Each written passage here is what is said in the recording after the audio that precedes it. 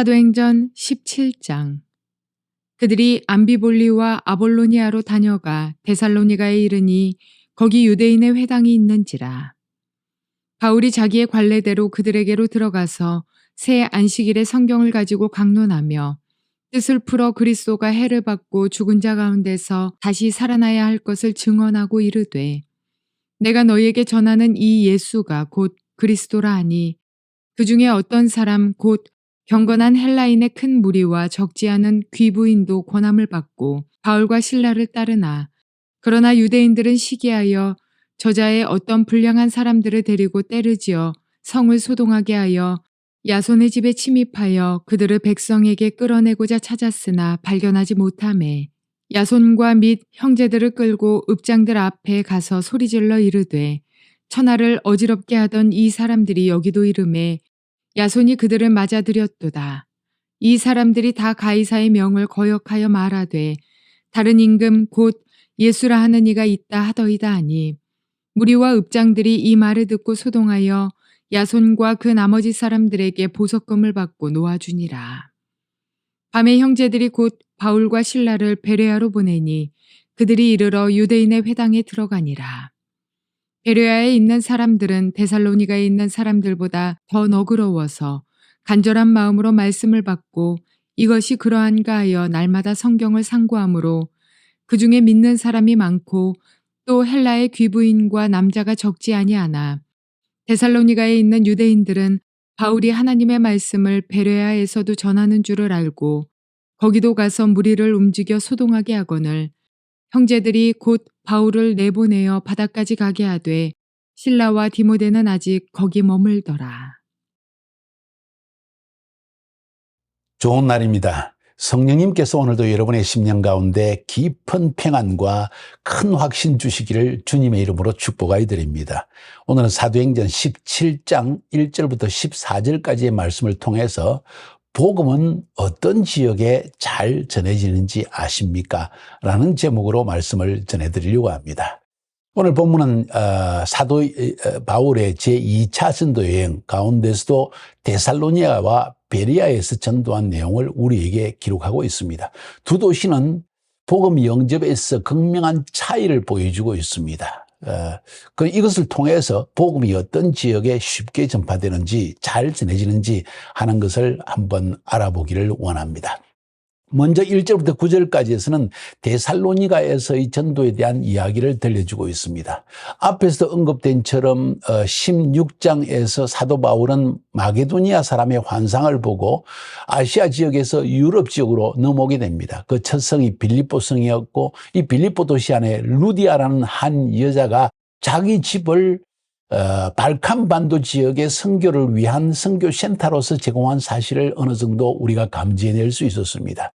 자, 이 빌립보에서 떠나가지고 이제 바울은 암비볼리와 아볼로니아를 다녀가서 데살로니가에 이르렀다는 내용이 오늘 기록되어 있습니다.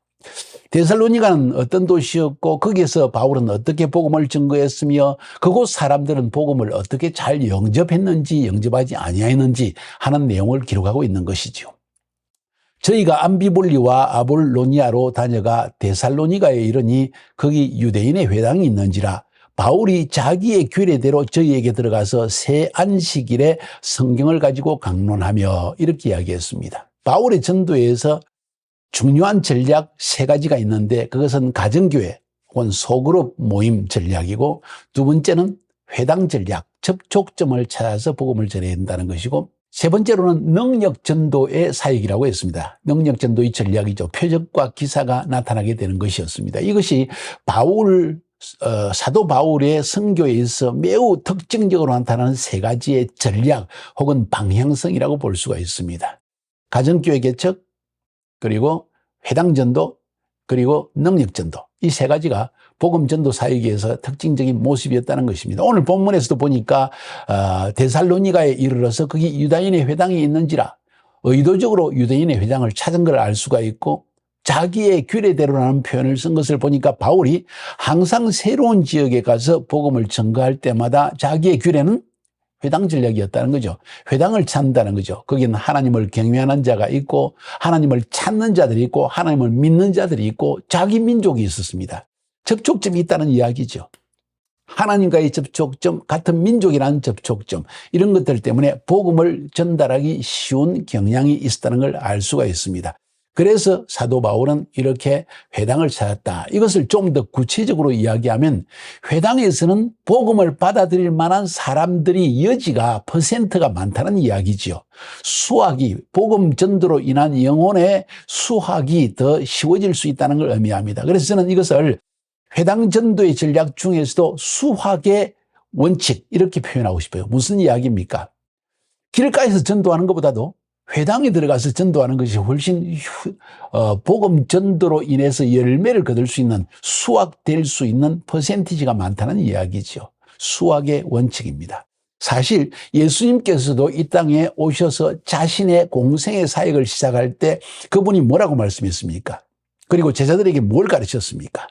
이방인의 길로도 가지 말고 사마리아인의 고을로도 들어가지 말고 차라리 이스라엘 집의 잃어버린 양에게로 가라. 마태복음 10장 5절 6절에 나오는 이야기입니다. 왜 그렇게 말씀하셨을까요? 예수님도 이 땅에 오셔서 복음을 선포하실 때 회개하라 천국이 가까웠느니라고 복음을 선포할 때 누구에게 했습니까? 뜬금없이 이방인에게 전했습니까? 내가 메시아라고 전했습니까? 회개하라고 이야기했습니까? 아니요. 자기 민족인 이스라엘 백성들에게 회개하라. 하나님 나라 가까웠다 하는 복음을 전거했습니다. 왜 그랬을까요? 예수님도 심지어는 이방인에 가지 않았다는 것입니다. 그 이유는 바로 이런 회당의 원칙 혹은 수학의 원칙 때문입니다. 먼저 믿을 자가 있다는 것입니다. 그 믿는 자를 통해서 그 다리를 건너서 또 다른 그룹의 사람들이 예수를 영접하는 것이 필요하다는 거죠. 먼저 수학이 복음의 열매가 맺혀질 수 있는, 추수가 될 수 있는 지역에 먼저 복음을 전가하는 것이 필요하다는 것입니다. 전혀 추수할 준비가 되어 있지 않는 곳에 복음을 전가하는 어리석음을 범해서는 안 된다는 것이죠. 그래서 저는 제목을 오늘 복음은 어떤 지역에 잘 전해지는지 아십니까? 수학의 원칙을 따라 복음을 전가하라는 것입니다. 복음의 수용적인 지역에 먼저 복음을 전가하는 것이 필요하다. 우리의 복음 전도자의 가장 중요한 원칙은 나는 전달하는 자이고 씨를 뿌리는 자이고 믿게 하는 것은 하나님이신데 수확을 거둘 만한 시기와 장소와 때와 민족은 하나님이 정하신다는 것이죠. 그때 우리의 역할은 할 수 있는 대로 모든 사람에게 복음의 씨앗을 뿌리는 것이 우리의 역할입니다. 믿게 하는 것은 하나님의 역할인데 그 믿게 하는 그 일이 바로 특별히 하나님이 정해진 카이로스 시간과 카이로스 민족이 있다는 것입니다. 그래서 그런 것을 따라서 우리가 복음을 전거해야만 복음의 열매가 잘 맺혀지게 되어지고 복음의 수용적인 어떤 반응을 볼 수 있다는 것을 지금 말씀드리는 것입니다. 자, 이렇게 해서 바울은 선교지를 선정할 때 항상 수확의 원칙을 따라 사역했다 하는 것을 우리가 볼 수가 있습니다.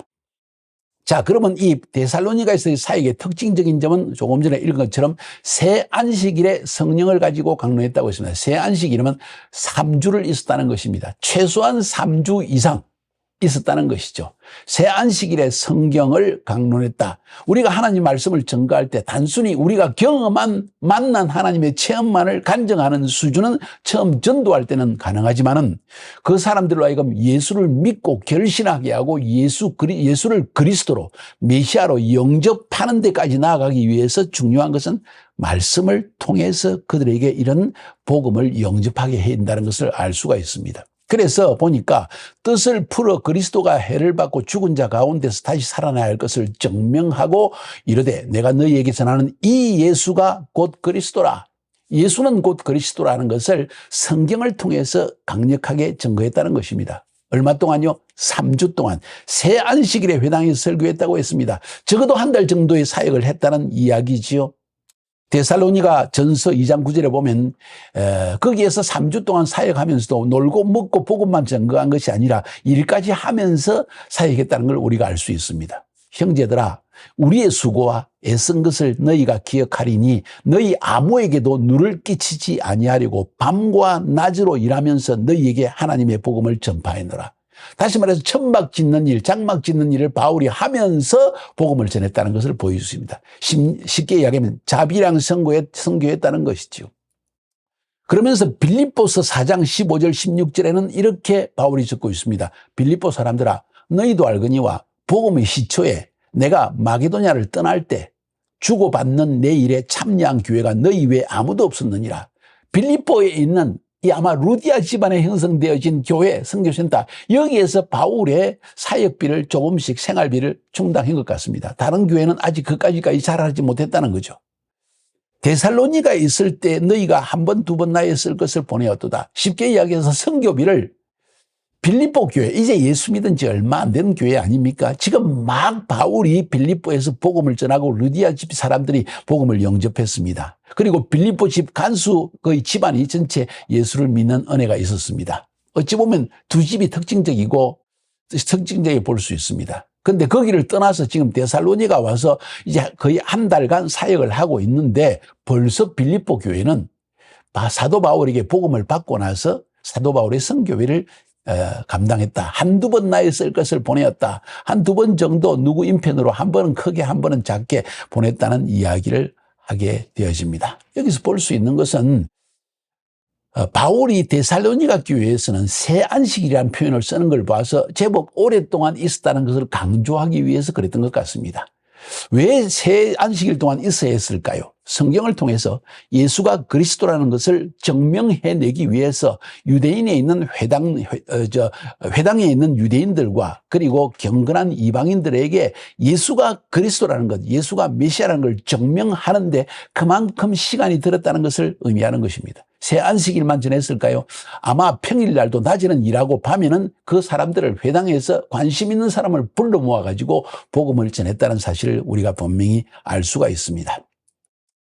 그 중에 어떤 사람 곧 경건한 헬라인의 큰 무리와 적지 않은 귀부인도 권함을 받고 바울과 실라를 쫓으나 그러나 유대인들은 시기하여 저자의 어떤 괴악한 사람들을 데리고 때를 지어 성을 소동케 하여 야손의 집에 달려들어 저희를 백성에게서 끌어내리고 찾았으나 발견치 못하며 야손과 및 형제들을 끌고 업장들 앞에 가서 소리질러 가로되 천하를 어지럽게 하던 이 사람들이 여기도 이름에 야손이 들렸도다. 이 사람들이 다 가이사의 명을 거역하여 말하되 다른 임금 곧 예수라는 이가 있다 하더이다 하니 무리와 업장들이 이 말을 듣고 소동하여 야손과 그 나머지 사람들에게 보석금을 받고 놓으니라 하는 이야기가 기록되어 있습니다. 데살로니가에 3주 동안 새 안식일 이상을 보내면서 복음을 전개한 결과는 이렇게 나타났습니다. 이방인들 가운데 경건한 헬라인의 큰 무리와 적지 않은 헬라의 귀부인들도 복음을 잘 영접했다는 것입니다. 그리고 바울과 실라를 쫓았다는 것입니다. 그런데 자기 민족인 유대인들은 시기해서 때를 지어서 이 야손의 집에 달려들어 저희를 바울과 실라를 끌어내리고 했지만 찾지 못하니까 이제는 이 바울과 실라를 정치범으로 고소를 하는 사실을 보게 되십니다. 천하를 어지럽게 하던 이 사람들이 여기도 이름에 야손이 들렸도다. 이 사람들이 다 가이사의 명을 거역하여 말하되 다른 임금 곧 예수라는 이가 있다 하더이다. 야손이 특별하게 주님을 영접한 것 같습니다. 헬라 이름을 가진 거 보아서 이방인일 수도 있고 유대인일 수도 있는데 아마도 유대인이었기 때문에 이 유대인들이 흥분해가지고 야손이 유대인으로서 예수를 영접해 하면서 아마 고소를 하되 바울과 실라를 정치범으로 고소했다는 이야기가 오늘 본문에 나오고 있다는 것입니다. 자, 오늘 데살로니가서 1장 8절에 보니까 주의 말씀이 너희에게로부터 마게도니아 및 아가야만 들릴 뿐 아니라 하나님을 향한 너희 믿음의 소문이 각지에 퍼졌기 때문이라. 아마도 이 당시에 이 하나님을 경외하는 헬라인들 가운데 바울과 실라의 복음을 듣고 벌써 초기부터 마음이 뜨거워서 그들이 나가서 복음을 전거 예수가 메시아다 하는 사실을 증거하는 일들이 있었다는 것을 알 수가 있습니다. 여기서 우리가 특징적인 것 명심해야 될 것은 오늘 제목과 연관해서 복음이 어떤 지역에 잘 전파되는지 아십니까? 라는 말을 전하고자 할 때 데살로니가 안에서 경건한 이방인들, 유다이즘으로 전향하기 위해서 하나님을 찾고 구하는 이방인들이었기 때문에 그들이 찾는 메시아가 그들이 찾는 참된 우리를 구원하는 하나님이 바로 예수라는 사실을 얼마나 뜨겁게 영접했겠습니까? 유대인들은 좀 더 유다이즘적인 전통에 빠져 있는데 이방인들은 하나님을 찾는 무리였지 유다이즘에 빠진 사람이 아니었다는 사실이에요. 그것 때문에 바울이 전하는 복음의 이야기를 들었을 때 그 예수가 바로 메시아구나. 유대인들이 그들의 토라에 기록되어 있고 시편에 기록되어 있는 그리고 예언서에 기록되어 있는 이 메시아 마지막 때 온다고 하는 메시아가 바로 예수구나 하는 사실을 받아들이고 뜨겁게 복음을 영접하고 심지어 뿐만 아니라 이 믿음의 소문이 마게도니아와 아가에 뿐만 아니라 온 천지에 퍼져나갔다는 이야기를 하고 있습니다. 놀라운 이야기지요. 야손이란 사람이 어떤 사람인가 앞에 언급해드렸죠. 아마도 유대인이 있을 것이다. 로마서 16장 21절에 보니까 나의 동역자 디모데와 나의 친척 누기오와 야손과 소시바드가 너에게 문안하느니라. 이걸 보아서 아마 이 야손이라는 사람이 이 데살로니가 지역에서 바울을 통해서 복음을 영접하고 난 다음에 자기 집에 바울을 초청했고 거기에서 모임을 가지게 되어지고 가정 모임이 시작되니까 유대인들이 그걸 싫어해가지고 이 바울과 실라를 정치범으로 몰았고 그 정치범으로 몰린 그 사실 때문에 야손도 붙잡혔는데 보석금을 주고 풀려나게 되어지자 이 야손은 바울을 따라서 선교여행에 동참했다는 걸 우리가 알 수가 있죠. 그래서 로마서에서 바울과 함께 있는 나의 동역자 디모데와 나의 친척 누기오와 야손과 소시바드가 너에게 원하는지라는 글을 썼던 것입니다. 자, 이들이 왜 분노했을까요? 앞에서 누누이 말씀드렸습니다. 유다이즘의 전통, 메시아는 어떻게 죽을 수가 있는가? 그럴 수가 없다. 죽었다가 부활한다는 것은 있을 수가 없다. 메시아는 다윗 왕처럼 승리자로 올 것이다. 로마의 모든 이 식민지로부터 우리를 해방시킬 것이다. 이런 것이 그들의 믿음이었는데 이 바울이란 사람이 나타나서 모세의 율법으로 의롭게 되는 것이 아니라 이 예수를 믿음으로 의롭게 된다는 복음의 메시지와 함께 이 예수가 바로 메시아 하나님의 아들이라는 것을 전파할 때 그들은 바울의 이야기를 귀를 막고 듣기를 원치 않았다는 것이죠. 오랜 전통 가운데 빠져있는 성도들의 위험성은 바로 여기에 있다는 것입니다. 이것이 바로 지금 데살로니가에서 전도 현상입니다. 여기서 볼 수 있는 것은 추수는 준비된 사람에게 가장 잘 일어난다. 복음 전파는 마음이 준비된 사람에게, 겸손한 사람에게, 하나님을 찾고 구하는 사람에게 이 복음은 잘 전파되어진다 하는 사실을 알 수가 있죠. 데살로니가 전도의 이야기입니다. 이제 베레아 전도에 대한 이야기를 한번 들어봅시다. 밤에 형제들이 곧 바울과 실라를 베레아로 보내니 저희가 이르러 유대인의 회당에 들어가니라. 또 유대인의 회당입니다. 명심할 필요가 있습니다. 회당 전략입니다. 수학의 원칙입니다. 하나님을 아는 자, 찾는 자, 그곳에 가서 복음을 증거할 때 복음을 영접할 가능성이 많다는 이야기죠. 베레아 사람은 데살로니가 있는 사람도 더 신사적이어서 신사적이다는 말에 표현을 썼습니다. 재미있죠? 이 신사적이란 말은 무슨 말인고 하니 사람들이 정상적이라는 이야기예요. 사람의 말을 들어보고 판단하겠다는 그런 태도를 의미하는 것입니다. 신사적이어서 간절한 마음으로 말씀을 받고 이것이 그러한가 하여 날마다 성경을 상고함으로 이들의 태도는 바울과 실라의 이야기를 한번 들어보자.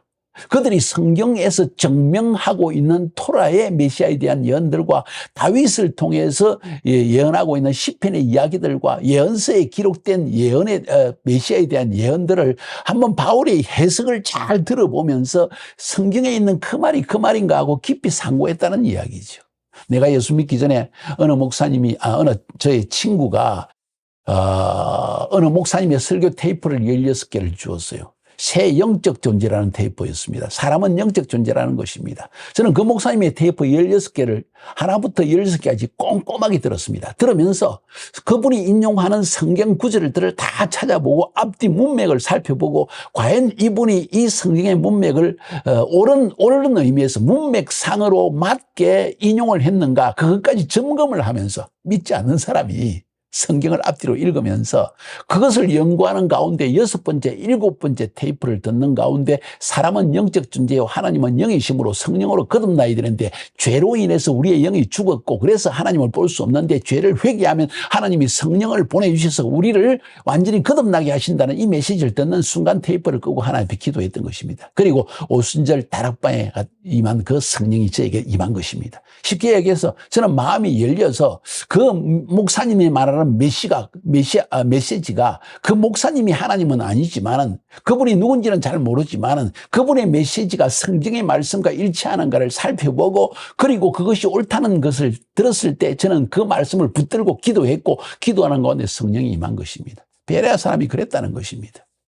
베레아 사람은 데살로니가 있는 사람보다 더 신사적이어서 정상적이어서 사람의 말을 듣고 한번 판단해보는 그런 마음을 가진 사람이어서 간절한 마음으로 말씀을 받고 이것이 그러한가 하여 날마다 성경을 상고함으로 그중에 믿는 사람이 많고 또 헬라의 귀부인과 남자가 적지 아니하나 하는 이야기가 나옵니다. 쉽게 이야기해서 베레아에서는 추수가 이미 준비되어졌다는 것입니다. 어떤 추수입니까? 이방인들 가운데 경건한 무리들, 하나님을 찾고 구하는 사람, 진정으로 찾고 구하는, 신령과 진정으로 하나님을 예배하기 원하는 사람들, 참으로 하나님을 만나기를 사모하는 사람들은 말씀을 통해서 하나님을 직접 만나더라는 이야기죠. 여러분, 추수의 원칙입니다. 어떤 지역의 복음이 가장 잘 전파될까요? 간절한 열망으로 하나님을 만나고자 하는 사람 뿐만 아니라 그 마음이 열려서 정상적이어서 사람의 말에 귀를 기울이고 들어보려고 하는 사람. 내 교단적 교리나 내 혹은 어떤 전통적인 어떤 기독교 신앙이나 뭐 이런 것, 내가 가지고 있는 선입관이나 나의 경험 거기에 얽매이지 아니하고 성경에 기록된 것이 과연 그러한가를 상고함으로 말미암아 진정한 신앙이 탄생하는 것이죠. 이 베레아에는 그런 사람이 많았다는 것입니다. 이것이 데살로니가 교회와 베레아 교회의 차이였습니다. 물론 데살로니가 교회 안에도 이방인들 가운데 경건한 무리들은 많이 믿긴 했지만은 베레아 지역은 심지어 회당 안에서도 정말 주님을 간절히 찾는 사람이 많았다는 걸 보여주고 있는 것입니다. 그래서 11절에 베레아 사람은 데살로니가 있는 사람보다 더 신앙적이다. 베레아 회당의 영적 분위기가 유다이즘에 있는 사람이긴 하지만 성경을 정말 사모하고 하나님의 말씀이 이러한가 배우기를 원하는 마음의 중심이, 마음을 비운 사람이 있었다는 이야기죠. 그런데 데살로니가에 있는 유대인들이 바울이 하나님의 말씀을 베레아에서도 전하는 줄 알고 거기도 가서 무리를 움직여 소동케 하거늘 형제들이고 바울을 내어보내어 바다까지 가게 하되 실라와 디모데는 아직 거기 아니라. 다시 말해서 베레아에 있는 유대인들이 아니라 데살로니가에 있는 유대인들이 와가지고 베레아에 있는 유대인들을 충동시켜가지고 저 사람 쫓아내야 돼. 저 사람 잘못된 거 가르치고 있어. 모세 율법 지키면 안 된대. 안식일 지키면 안 된대. 뭐 이런 식으로 이젠 더 첨가해서 거짓말을 더해가지고 바울을 몰아치기 시작한 것이죠. 이렇게 해서 결국 바울과 실라는 또 베레아를 떠나게 되어집니다. 이것이 어떻게 보면은 유대인들의 저항 때문에 그 지역을 떠난 것도 있지만 하나님은 이렇게 해서 바울이 이 지역에서 머무르지 않고 다음 지역으로 또 다른 지역으로 또 다른 지역으로 아직 복음을 듣지 못한 지역으로 점점 로마를 향하여 나아가게 하신 하나님의 경륜도 우리가 볼 수 있다는 것을 알 수가 있습니다. 여기서 베레아 사람에서 한번 생각해 보면 옥토의 밭이었습니다. 전 복음을 증거할 때 있어서 어느 지역이 복음이 잘 증거되어지는가? 사람의 태도가 중요하며 그 도시의 사람들의 영적 분위기가 중요하며 한 민족 안에서 복음을 대하는 태도가 중요합니다. 불신자 상관없습니다. 아테이스트 무신론자 상관없습니다. 그런데 진정 무엇이 진리인지를 찾고자 하는 간절한 열망이 있다면 이건 열린 지역입니다. 열린 밭이라고 볼 수 있죠. 그래서 이들은 간절한 마음으로 말씀을 받고 날마다 성경을 상고했다. 도시의 영적 분위기가 그렇다는 것이죠. 복음의 수용적인 도시가 있습니다. 이런 도시에 먼저 복음을 전해야 된다는 것이죠. 그렇지 않은 지역은 복음의 씨앗만 뿌리고 먼지를 털고 빨리 떠나야 된다는 것입니다. 그곳에 몸을 앉아갖고 죽치고 앉아가지고 하나님이 주실 때까지 하겠습니다. 그것도 좋은 태도이긴 하지만 하나님이 그렇게 말씀하셨다면 그렇게 하십시오. 그런데 그렇지 않다면 우리는 또 다른 지역으로 옮겨갈 필요가 있다는 것입니다. 이게 하나님이 일하시는 방법이라는 겁니다. 중국의 대부분의 부흥은 어디에서 일어났습니까? 시골에서 시작되어지고 시골로 전파되어졌습니다. 현재 중국의 10% 이상의 사람들이 복음을 받아들이고 복음화되어졌습니다. 순수한 시골 사람이 하나님의 표적과 기사를 보자 하나님을 믿고 성경을 연구하면서 성경적으로 하나님을 전파하기 원하는 그런 부흥운동이 일어나게 된 것입니다. 뭔 이야기 합니까? 도시 지역이 아니라 시골 지역에 있는 사람이 복음에 대해서 더 열려있고 더 수용적이라는 것이죠. 어쩌면 배우지 못한 사람일 수 있습니다. 어쩌면 부자가 아닐 수도 있습니다. 그런데 그 시골 지역 사람들의 특징은 무엇인가 하니 복음에 대해서 수용적이다 하는 것입니다. 사랑하는 여러분, 오늘 제목을 다시 한번 여러분에게 읽어드리려고 합니다. 복음은 어떤 지역에 잘 전해지는지 아십니까? 이 감이 잡히십니까? 복음의 수용적인 도시가 있다는 것입니다. 복음의 수용적인 민족이 있다는 것입니다. 복음의 수용적인 때가 시기가 있다는 것입니다. 만약 복음의 수용적인 때가 아니고 그런 시기가 아니라면 이 지역을 떠나서 또 다른 지역, 또 다른 지역, 혹은 한 민족 안에서도 이 도시에서 저 도시로 계속 복음의 씨앗을 뿌리는 것은 우리가 해야 할 일이라는 것이죠. 열매를 거두는 것은, 추수하는 것은 하나님께서 하실 일입니다. 그런데 이 지역 저 지역을 다니다 보면 반드시 하나님이 예비해 놓으신 베레아 사람과 같은 사람들이 있다는 겁니다. 데살로니가 사람들이 아니라 베레아 같은 사람이 있다는 것입니다. 이런 사람을 찾아내는 것이 우리의 임무가 아닐까요? 그것을 여러분에게 전하고 싶은 것입니다. 승리하시기를 주님의 이름으로 축복하여 드립니다.